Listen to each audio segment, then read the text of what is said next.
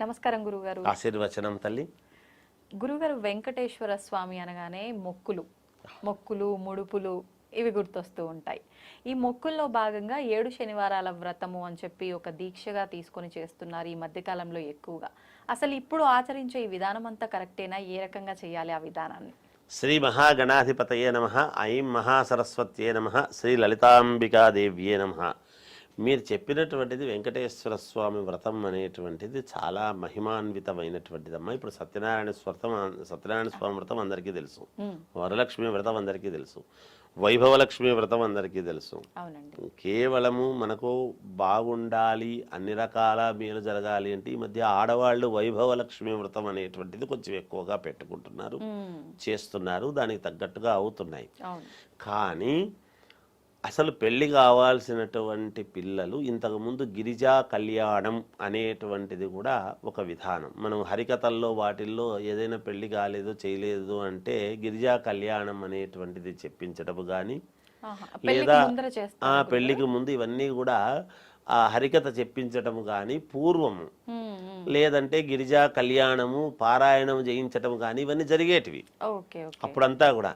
ఇన్ని పూజలు అవని ఇవన్నీ జాతక దోషాలని ఇట్లని అట్లని ఇవన్నీ లేవు అన్నాడు పూర్వమంతా కూడా.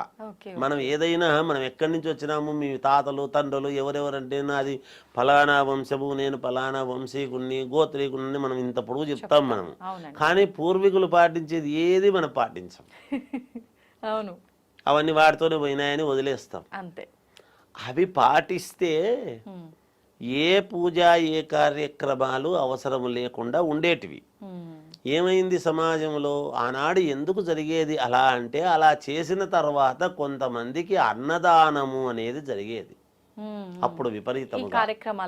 ఈ కార్యక్రమాల తర్వాత ఆ దానములలో అన్నదానము మిన్న అన్నాడు. ఎందుకు? ఒకటి కడుపు పరిపూర్ణముగా నిండేట్టుగా పెట్టగలిగినటువంటిది అన్నము, వాడు చాలంటాడు, ఇంకా దేనికి చాలనడు. మీరు ఈ హైదరాబాద్లో ఉండే బంగారు నగల షాపులన్నీ నువ్వు నీకే రాసిస్తున్నా అంటే చాలే, ఎంతేనా ఢిల్లీలో ఉండేటి వివవా, బెంగళూరులో ఉండేటి వివవా అని అడుగుతాడు. పోనీ డబ్బు ఇన్ని లక్షలు ఇన్ని కోట్లు ఇస్తున్నాం అంతేనా అంటాడు. దేనికైనా ఆశ ఉంటుంది, ఒక్క భోజనం దగ్గర మాత్రం నాకు చాలండి కడుపు నిండింది అంటాడు ఆ పూటకు. అది తప్పదు అనక. అందువలన ఇప్పుడు కూడా హోమము మనం ఏదైనా పూజ చేసినాము అంటే జపములో తద్దశాంశము 10వ వంతు క్షీరతర్పణము, దాంట్లో 10వ వంతు హోమము, దాంట్లో 10వ వంతు అన్నదానము చెయ్యాలి అని ఉంది. అవి జరగాల్సినటువంటివి క్రియలు సరిగ్గా జరగక ఇబ్బందులు పడుతున్నారు అందరూ కూడా.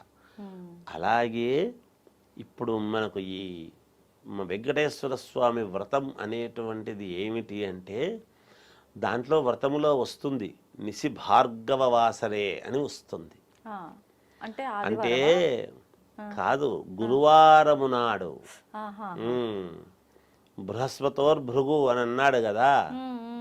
అందువల్ల ఇప్పుడు మామూలుగా ఇది మొదలు పెట్టాల్సిండేది ఎప్పుడు అంటే, మామూలుగా వెంకటేశ్వర స్వామికి ఒక శనివారము నాడు మొదలు పెడతాము అని అనుకుంటారు. కాకుండా గురువారము నాడు మొదలు పెట్టాలి. మొదలుపెట్టి మళ్ళీ గురువారము దాకా ఇప్పుడు ఈ సప్తాహం అనేటువంటిది ఎప్పుడైతే మనం దీని వ్రతం అనేటువంటిది పెట్టుకొని చేస్తామో రోజు చదువుతూ, అప్పుడు భగవంతుడి యొక్క అనుగ్రహము పరిపూర్ణముగా కలుగుతుంది. శ్రీ వెంకటేశ్వర స్వామి యొక్క ఈ వ్రత మహాత్మ్యము అనేటువంటిది ఎందువల్ల అంటే, మనకు లక్ష్మీప్రదము, వివాహానికి కావాల్సినటువంటి దానికి, ఆర్థికమైనటువంటి ఇబ్బందులు ఉంటే తొలగిపోవటానికి కూడా బాగా ఉపయోగపడుతుంది. ఇది చెయ్యాల్సినటువంటి వ్రతం ఎప్పుడు అంటే, మామూలుగా ఉదయము పూట చేస్తూ ఉంటారు, సాయంకాలము పూట చేస్తూ వెళితే చాలా యోగవంతము. ఎందుకు సాయంకాలాలు అన్నారు అంటే, లక్ష్మీ సంచార సమయము గోధూళి వేళ అని తథాస్తు దేవతలు ఉంటారు. నిత్య కళ్యాణం పచ్చతోరణం అని కలియుగములో కలియుగ ప్రత్యక్షప్రదమైనటువంటి దైవం ఎవరు అంటే శ్రీ వెంకటేశ్వర స్వామిని చెప్పుకుంటున్నాము కదా మనం. ఖచ్చితముగా ఈ పారాయణము గనక ఈ వారం రోజుల పాటు చేసి చూడండి. మనకి ఏమి సంబంధం ఉండినా ఉండకపోయినా తిరుపతి నుంచి లడ్డు ప్రసాదం మనకు వచ్చి తీరుతుంది, మనకు చేరుతుంది. ఎవరో ఒకరు తెచ్చిస్తారు. అంటే స్వామి అనుగ్రహం మనకు పరిపూర్ణముగా కలిగినట్టు కదా. మామూలుగా తిరుపతికి పోతే పోతున్నామని మన వాళ్ళు ఎవరైనా చెప్పడం సహజము. లడ్డు దేవయ్యా అని అడుగుతాం మనం, ఎందుకంటే స్వామిది కాబట్టి ప్రసాదం అడుగుతాం, సహజం. కానీ ఇక్కడ మనం ఈ వెంకటేశ్వర స్వామి యొక్క వ్రతం అనేటువంటిది ఎప్పుడైతే మనం చేస్తున్నామో, ఈ చేయడము పూర్తి అయింది అంటే మనము ఖచ్చితముగా ఒక పద్ధతి ప్రకారముగా దీన్ని చదువుతూ వెళ్ళాలి. రోజు మామూలుగా వ్రతం చేసుకుంటూ వెళ్ళాలి వెంకటేశ్వర స్వామికి.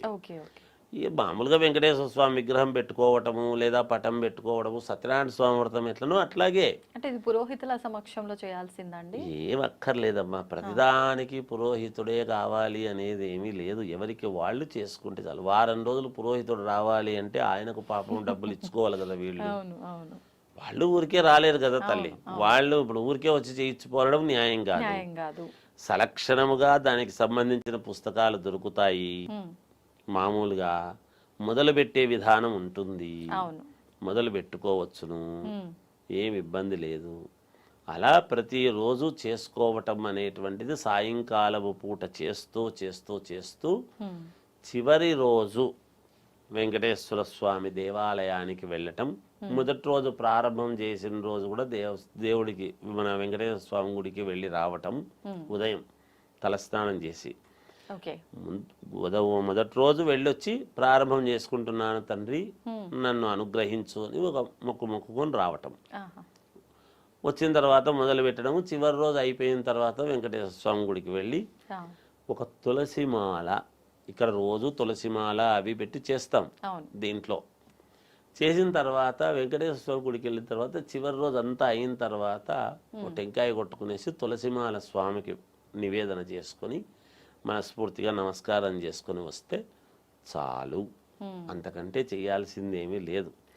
ఆ మరుసనాడో 2 రోజులు 3 రోజులు ఇంకొక మ్యాక్సిమం నాకు తెలిసినంత వరకు ఈ వ్రతం మనం పర్ఫెక్ట్గా చేస్తే అదే రోజైనా చివరి రోజైనా రావచ్చు, మొదలుపెట్టిన 2వ రోజే రావచ్చు మనం చేసే చిత్తశుద్ధిని బట్టి, లేదా పూర్తి అయిన వారం లోపల మళ్ళీ ఈ వారం తిరిగి వచ్చే లోపల మనకు ప్రసాదం అయితే అందుతుంది. తిరుపతి ప్రసాదం ఎవరో తెచ్చిస్తారు. అంటే దైవం మానుష రూపేణ అని.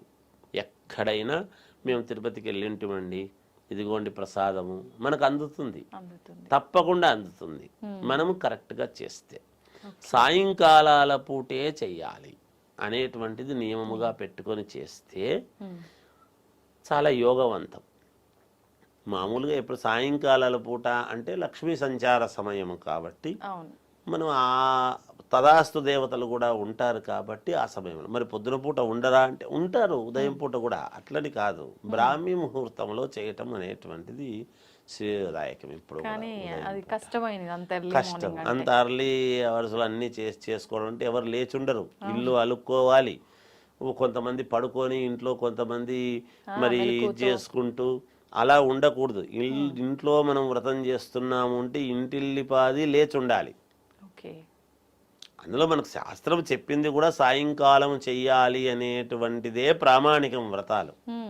ఇప్పుడు ఆడవాళ్ళు చేసుకునేటువంటి వరలక్ష్మి వ్రతము నిజానికి ఇవన్నీ కూడా కొన్ని వాళ్ళ సౌకర్యాలని బట్టి అనుకూలాన్ని బట్టి చేసుకుంటున్నారు.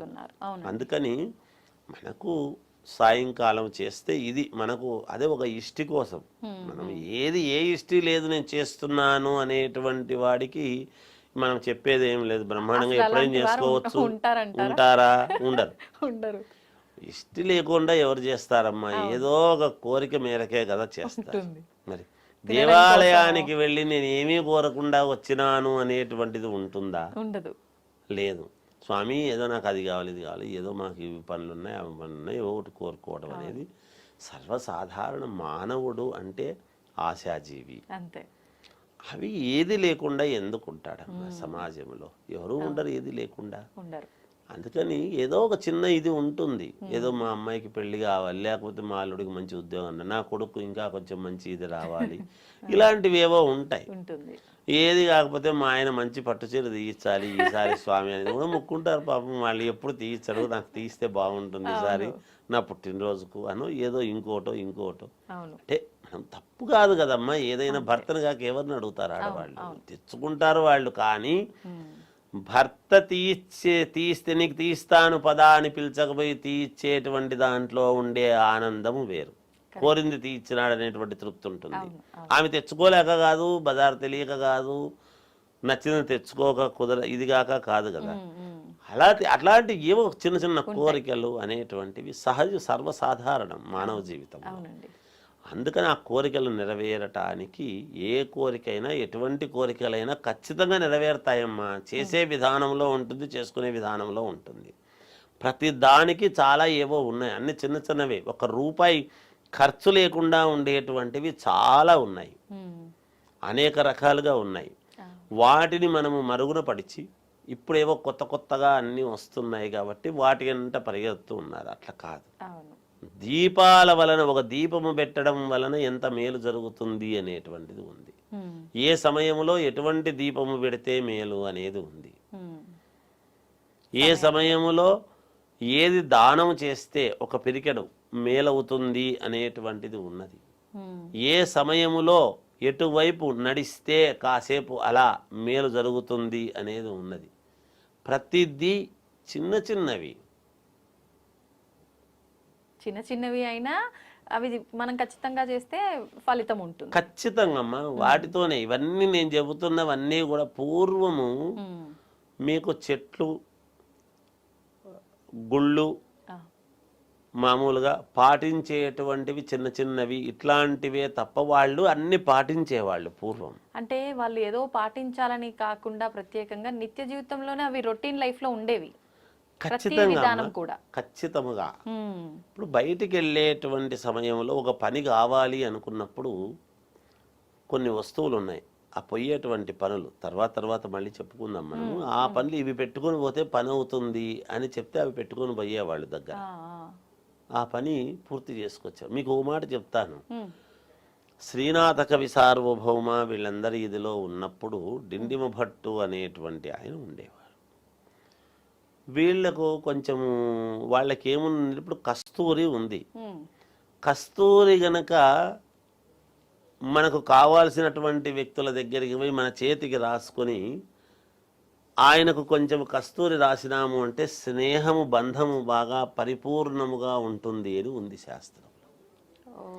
రాముల వారు కస్తూరి తిలకం లలాట ఫలకే అని చెప్పిన రాముణ్ణి ఎందుకు అంత సుందరవదనముగా మనము ప్రతి వాళ్ళము ఆరాధ్య దైవముగా చూస్తాము? మరి ఆయన కస్తూరి, ఆయన ముఖంలో కస్తూరి అనేటువంటిది ఉంది కాబట్టి అంత తేజోవంతమైనటువంటి రూపాన్ని ఆయన పొందడం అనేది జరుగుతుంది. అందుకే కస్తూరి తిలకం లలాట ఫలకే వక్షస్థలే కౌస్తుభం నాసాగ్రే నవమో మనం చెప్తున్నాం కదా. ఆ కస్తూరి రాస్తే, ఆ కస్తూరి మన చేతికి రాసిన ఎవరికైనా కస్తూరి ఇచ్చినాము అంటే వాళ్ళ యొక్క స్నేహము పెరుగుతుంది, బంధనము విపరీతముగా, ఇద్దరు చాలా సంతోషంగా ఉంటారు అని శాస్త్రం. ఇలాంటివి కొన్ని ఏమి తీసుకువెళితే కొన్ని పనులు జరుగుతాయి. మనకు అతి ముఖ్యమైనటువంటి పని జరగాలి అంటే బయటికి పెట్టినప్పుడు నువ్వు దగ్గర పలాది పెట్టుకొని పో, నీకు మేలు జరుగుతుంది అనేది ఉంది.